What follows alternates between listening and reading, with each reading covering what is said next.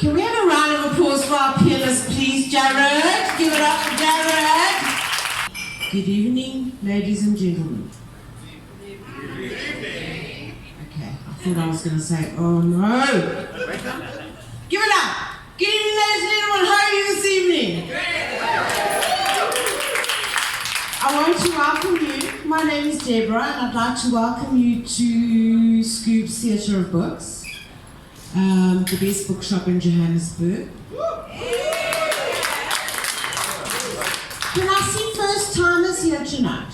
Shame on you, shame on you. I'm very glad to see you tonight. You're all looking fabulous.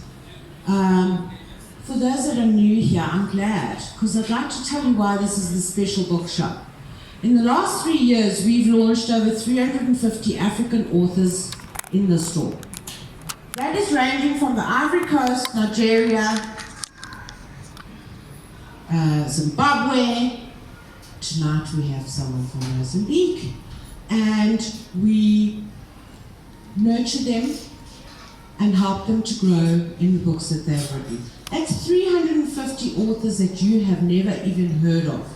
So I suggest you get out your phones and like our Scoop's Theatre of Books Facebook page, because I'm inviting you to all the events going forward. These authors have written the most incredibly sublime books, and it is such an honor for me to stand here every time I do a launch and welcome a new author to the store. It is such an exciting time for books in Africa right now. And it's incredible the way these guys are bringing out all these books. Because you don't need a publisher to publish your book anymore. And that's the most exciting thing about this. And so, how did I meet Sharlene? Through a connection on Facebook from Milo, who then told Sharlene that I work in a bookstore. And I got an email. And she sent me an email, and I thought, great. I get very excited. Yes, Mozambique. We haven't done anyone from Mozambique. And myself and Kim, my partner in crime from Tango with Text, who is filming this tonight, and who is live streaming it to all our networks. They can't be here tonight. Wave.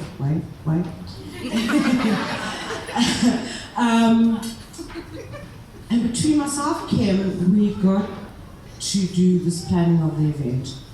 I have to tell you, Sharlene, that this has been one of the easiest events that I have put together from somebody that is not in Johannesburg, because it's extremely difficult to communicate over just email. And you have made it so easy for myself and Kim. Your beautiful emails. She writes me these beautiful emails. And I go, yes, okay, fine. Chat to me on Facebook Messenger, because I'm so busy. And I've got all the words in my head, but I can't be doing them on here. Your emails are beautiful, Sharlene. Thank you. Thank you for making my life easier. And thank you for bringing the book into Scoops. So, ladies and gentlemen, tonight, you are here to buy a book. You are her support group. You go and watch soccer, you buy the ticket, and you pay the salary of that player. It's the same principle with authors. This is a rock star, guys. You are in a room with a celebrity tonight.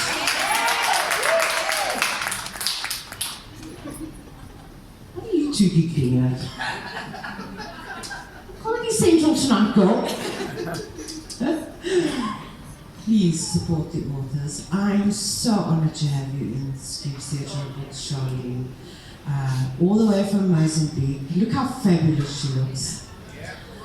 And your MC tonight is pretty. And when they came to see me yesterday afternoon, they brought so much magic in my afternoon. I went away with such a light feeling. I want to thank you both for sitting with me and listening to me ramble on yesterday afternoon. So without any further ado, I'll give you Prathi, Sharlene. Please give them a round of applause. Hey, and you know what? You can ask her personal questions tonight, no?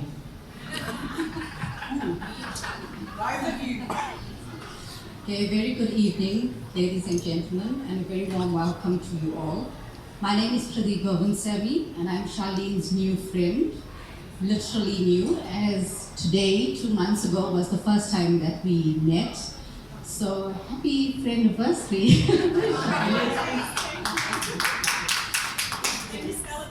Yes, what a way to celebrate.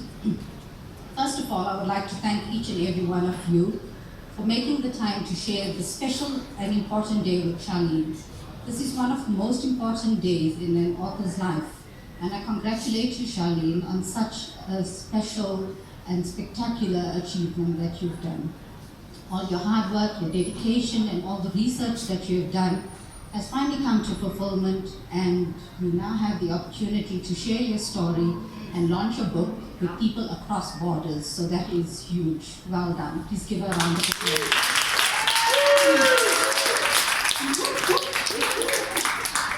Okay, so Sharlene was born in Harare and moved to Mozambique in her childhood years. She always had a strong passion for psychology and philosophy. Her strongest intention is always to have a positive impact on people and to help change their lives for the better.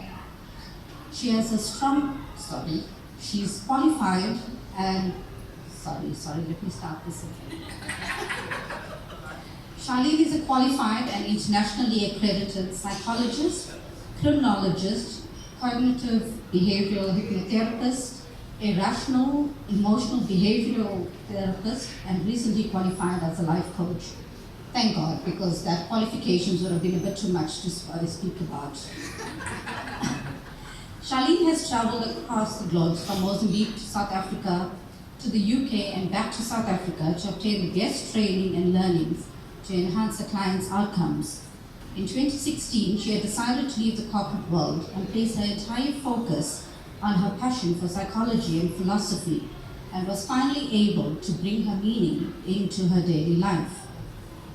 Her approach and her work is highly influenced and inspired by notorious figures such as Buddha, Alan Watts, Albert Ellis, Aaron Beck, Willie Tryon, and many more. As a result, she has combined all the techniques and knowledge she has acquired over the years from the great philosophical thinkers into developing her unique view and perspective, and encompassing all of this into her book.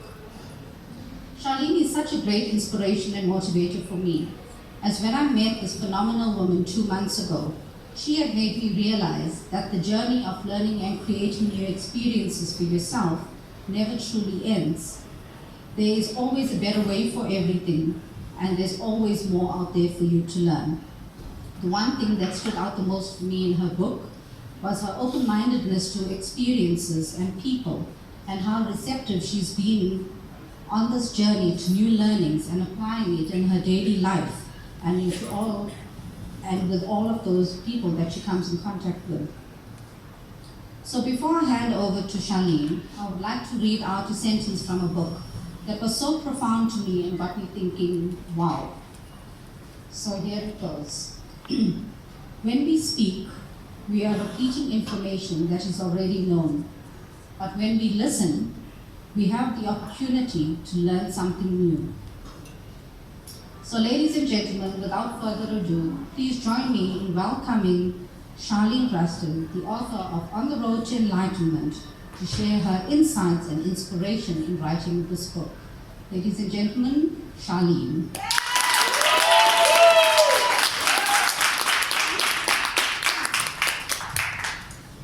Okay, I would like to thank each and every one of you for being here. I really appreciate it, and one of the most important things that I learned in life is that in the past I used to think that money was very important, and yes, when I start working, what do I want? I want the best job that makes the best money. Today I realized that time is the most important thing.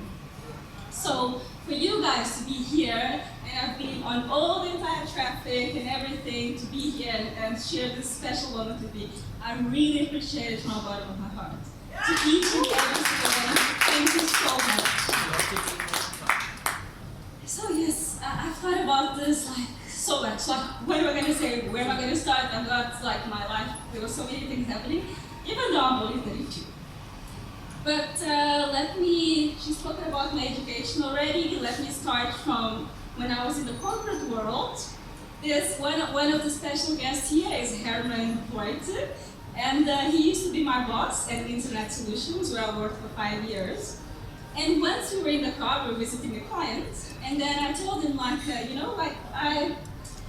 can I take like 2 weeks leave? So I want to go, and then he's like, for what? And then I said, no, I just want to go to Nepal and then like be with the monks and stuff. And then he was laughing. And then he said, are you going to send an email to the monk? And then I said, yes. And then he's like, okay, you know.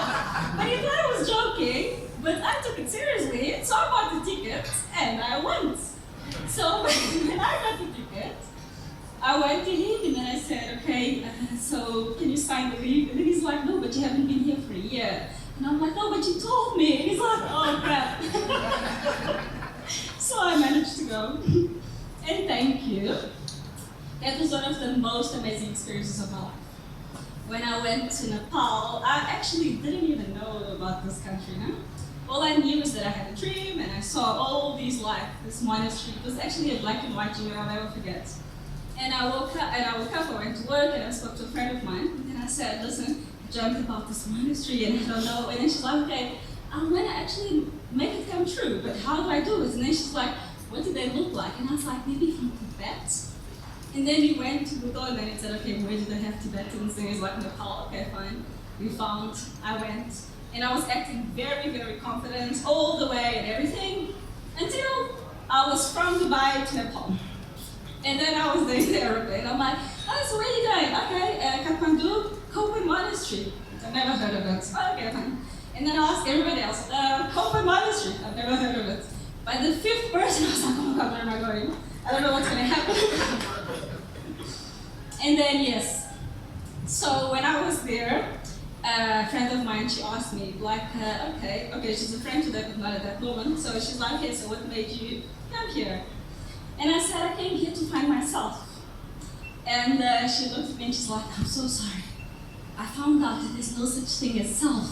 I'm like, no, please don't tell me that. Like, I came here to find myself. Like, that's very depressing. And then, obviously, that was like so early for me to understand such a concept. I'm sure they tried to explain, there were so many teachings and everything. That was 2012, I only understood the concept 2017. The other day I was speaking to a friend of mine about psychology and she said something like, I wondered why it takes so long. And then I looked back and I was like, damn, I finished this when I was, 2008? I only became a psychologist last year? That took like 10 years or something. That's crazy. It takes forever. But the problem in the world is that what we want is instant gratification. All we want is like, okay, let me finish this, okay, I want success tomorrow. And what I've learned from life is that that doesn't exist. What leads to success is perseverance.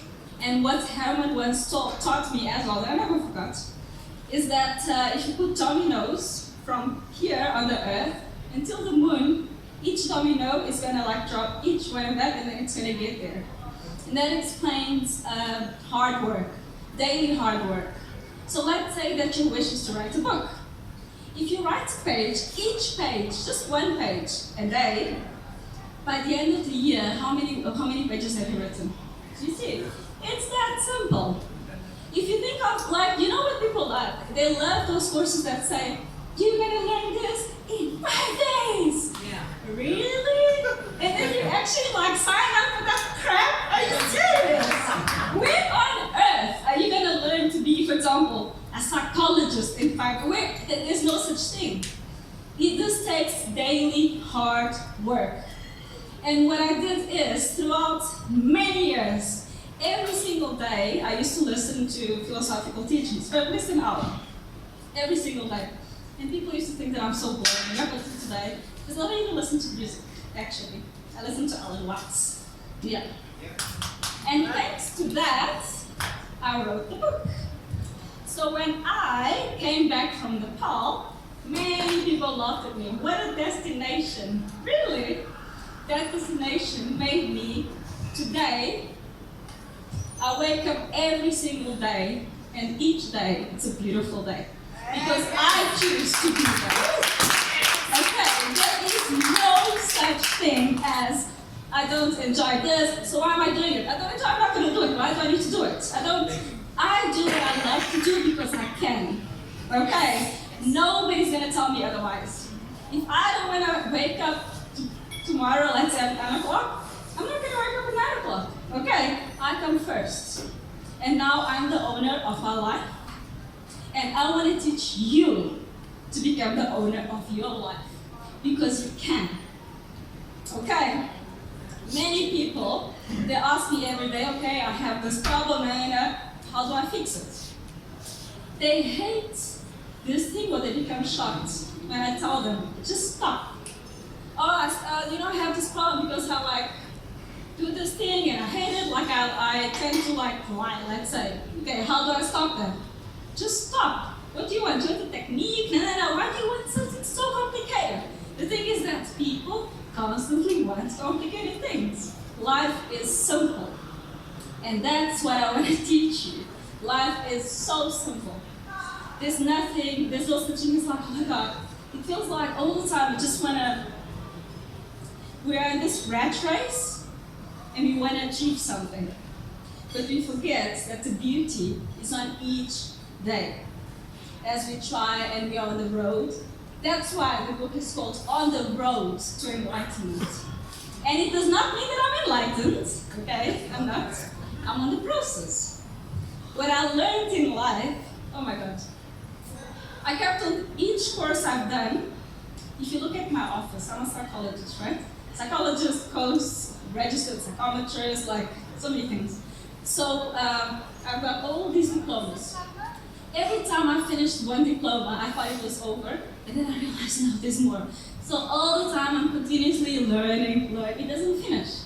Now I decided to do life coaching, and then I realized there's so much knowledge. I thought I knew it all, no. And now I realize there's more, and there's no such beauty than knowledge, I think. Each day, it's so beautiful. The other thing that I learned, and I would really love to share, is that each and every person is amazing. So I love to speak to everybody. Like today, I started the day and I spoke to the guards. That was so much fun. I love it. From the guard to any person, the hairdresser, the guy in the streets, the CEO, everybody. I spoke a lot. I was so worried about, oh my God, what am I going to say? I'm not finishing. Okay, let me stop now. Okay, I'm not going to tell you too much about the book because I think you'll enjoy it, but now you know a lot about me. Not so much, but a little bit. And yes, and now if you want to know more, and if you want to know more about what I have to say and what I've learned and all my experiences and advice, I invite you to buy On the Road to Enlightenment and join me on the road. Thank you. Thank you. One last thing, if you don't mind. Okay, this is my second book launch, right? My first launch, I used to call myself a starving artist because during that time I didn't actually. To write this book took me 3 weeks because I was doing it 24/7. That means that I wasn't getting paid. So when I did my launch, I didn't have that much income to make it. And this time that I'm earning a killing, I decided that you got one! Everybody gets one tonight!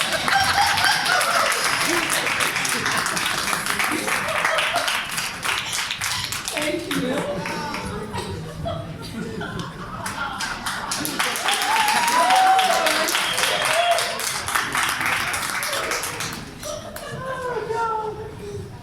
Thank you. Does anyone have any questions?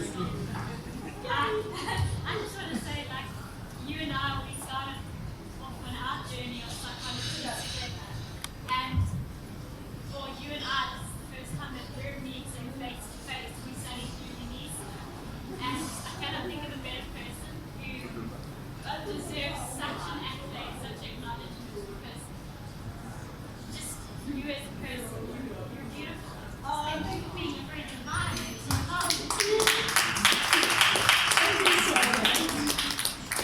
for coming. Thank you for the support. Thank you for the notes, because that's why I passed. She actually gave me the notes, and I passed, because otherwise I was going to fail again. And at the end, that's the one subject that I specialized in. I used to hate it. Remember? Yeah.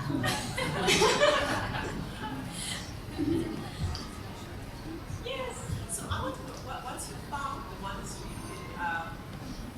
did in Nepal, what was the experience like? What was it what you expected? What did they actually do for you? The experience in Nepal, the thing that was most intriguing for me is that when I got there, I imagined that I was going to find perfect people. I thought that the monks were perfect, the nuns were going to be perfect. And then when I got to know them, I realized that they're just normal human beings like all of us, you know? They were imperfect like all of us, and they didn't try to be perfect anymore, because that's enlightenment. When you stop trying to fight your nature, okay? We're all perfect, we're going to continue to be perfect. We're all imperfect, and we're going to continue to be imperfect, yeah.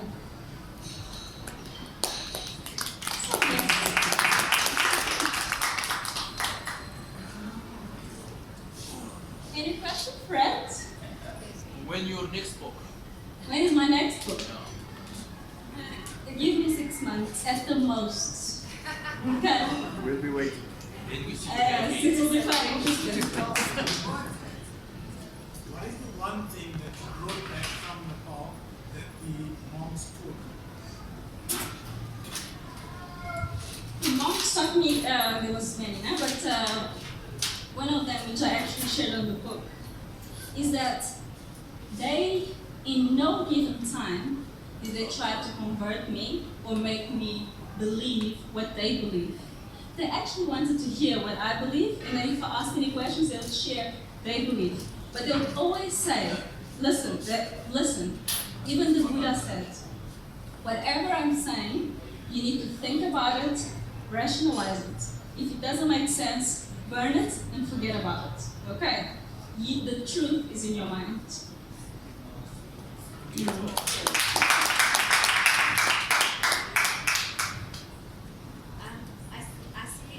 went through your book a little earlier, and I see that you talk about Hinduism and Islam as well. How much of religion is brought into what your beliefs are about? Personally, I think religion played a big role, because my family they're pretty religious, and I grew up learning a lot about Islam. So I know a lot about it. And then as it went along, at the same time I used to love philosophy as well. So I always compared the things, and then as I continued, I started learning about all the other religions. The most interesting thing, which I mentioned in the book as well, is that when I started learning theories in philosophy, the arguments were so good. Like, for example, Descartes. He was so good in his arguments, but he's a rationalist, right? That I used to believe in. And then when I changed to other philosopher, like let's say David Hume, he's an empiricist, and then he doesn't believe in God. And then I would actually, now I believe, I follow him. And then I realized there's something wrong here. It's that people, when they believe something, they're very good at arguing. Then again, you need to be very, very careful when you listen to the information. Very open-minded, so everything comes in. So the most important thing is actually, normally people listen because they want to defend themselves, right? So they like listening to respond. The idea is actually to just listen. And then afterwards, you start comparing the information and you think about it. Yeah. But there's a lot of religion there, yeah. That influence. Any more questions? I believe that part of the road to enlightenment means detaching from oneself and understanding that you're actually having a temporary human experience, and that you actually learn beyond this current state that you're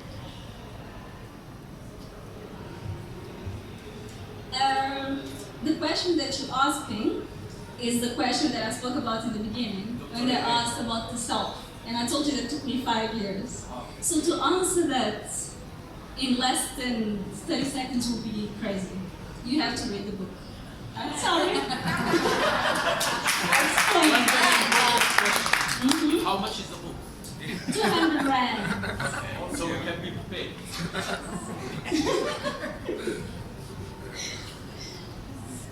Yes. I don't have a question as such, but I actually life coaching. And I haven't read the book in like pages. I don't even know how many years back, something like that. And after talking to the life coaching, Sharlene said us to a book. And I went, got home, bought the book online, and a few days after that, was I wrong? But a few weeks later, because I had to keep bookmarked and reflect on my own life. And as much as this book, as doing the life coaching, as much as that was my journey of self-discovery, and I did tell her this, her book actually just brought my journey into full circle after being out. So Thank you.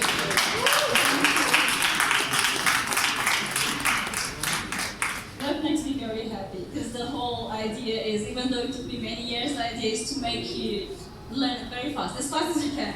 The book is written in very easy to read language, very simple.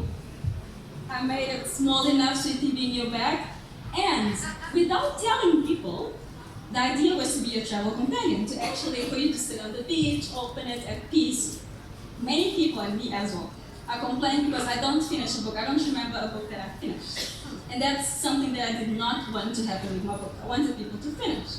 And 100% of people that bought it, they finished. And that was one of the goals. And easy to read. A lot of the buyers, they also told me, I got a lot of messages, oh, I took your book, it was my travel companion. I'm like, oh my God, my goals, that's what you told me actually. I'm like, what do you think, man? And she's like, Sharlene, listen to me. What was your goal? And then I told her what my goal was. Wasn't that what I told you that my experience was? Everybody said, so you achieved it. So thank you. Thank you. Yes. Are we done? Is everybody gonna buy the book? Yes! Yeah! Okay, I'm not gonna take your time anymore. As we said, time is very precious. Thank you so much for coming, each and every one of you. I really appreciate it, okay? And de nada, yes. And I hope you have a wonderful evening. And don't forget what I said previously. All of you have wine!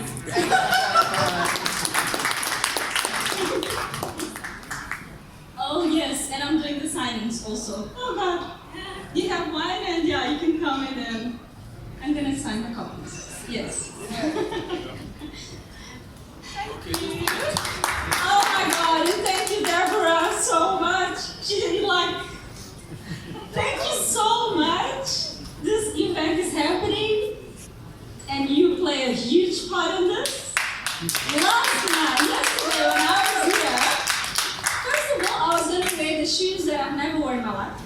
I was gonna wear the dress that I've never worn in my life. And she was like, Sharlene, you're funky, you're amazing, and everything. Just be yourself. I was gonna read a speech, so you were gonna have a very boring evening. Thanks to her, I did not read it. I love myself 100%. Thank you, Deborah, and thank you, Kim, for being amazing and doing the live streaming. And thank you all.